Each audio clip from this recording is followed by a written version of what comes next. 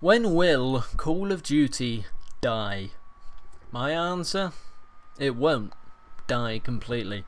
It will just be knocked off of its pedestal. Now, as most of you guys know, Call of Duty, I'm sorry I didn't introduce myself. My name's Ru399. If you've never seen one of my videos, I upload quite regularly. I run two channels. At the top left there is a link to my previous video if you want to go and have a look at that before watching this one.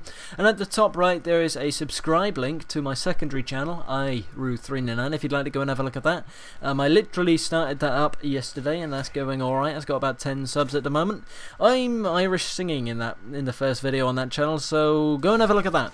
Anyway, we're playing some Team Deathmatch on Bakara, and I hope you enjoy it. It's using the ScarL and stuff.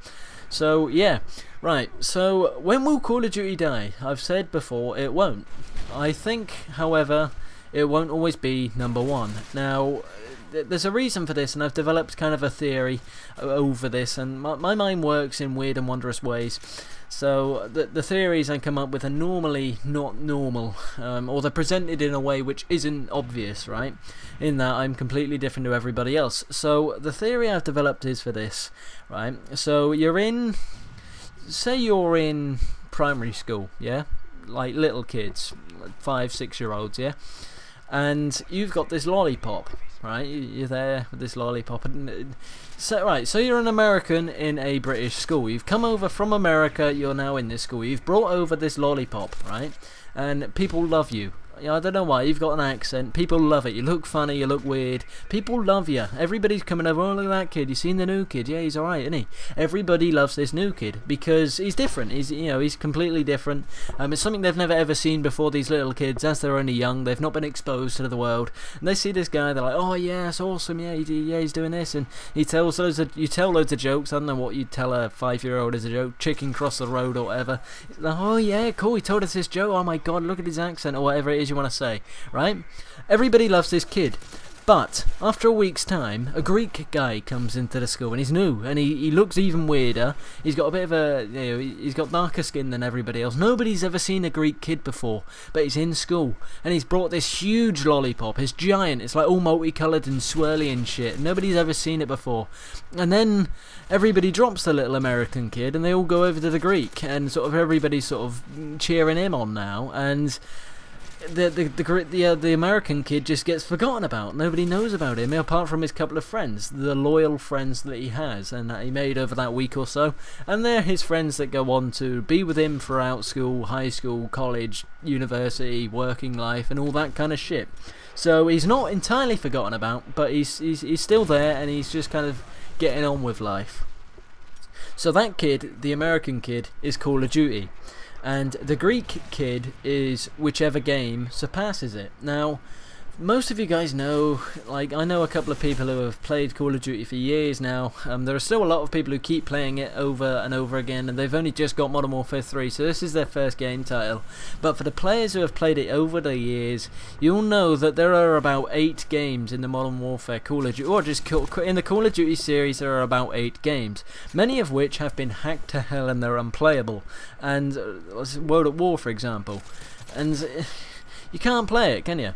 So my question is, after 8 years, after 8 games have been played, right, when is something else going to come along? Now, Battlefield 3 did its best to have a bit of a strike at Call of Duty. It didn't work, I don't know why. It just didn't seem to work. Now, I don't know why that is, but eventually a game's going to come up and it's going to be that Greek kid. Everybody's going to love it. It's going to be completely different to Call of Duty, or it could be similar to Call of Duty but plays entirely differently. It'll be the same speed, same different kind of guns, the maps will be amazing, everything will be great, and people won't forget it, but they'll stop playing it, stop playing Call of Duty, and they'll move on to something else. Oh, guy left there, look. They'll move on to something else, and only a couple of people will be playing Call of Duty. Those will be the loyal friends of the game. I probably will still play it, I don't know, I mean, I quite enjoy Call of Duty. Don't know what I'll feel in a couple of years' time. But yeah, there is only so many games you can make before it's almost either overdone, there's too many of them and they're too much the same shit over and over again, or you give another company enough time to suss a way of getting in front of this game. Now, This year we saw or last year we saw the closest sort of attempt to overtake the Call of Duty franchise from Battlefield. Almost said Battlefield.